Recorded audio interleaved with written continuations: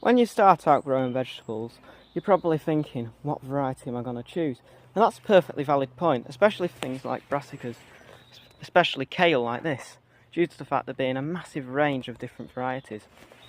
I recommend for a beginner variety, especially in them colder climates, Red Russian. As you can see here, this is a Red Russian kale plantation. Red Russian is really cold tolerant.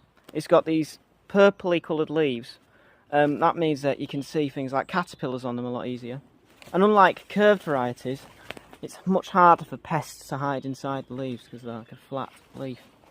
They also have really quite cool looking leaves. You see they've got all these little growths coming out of the leaf here.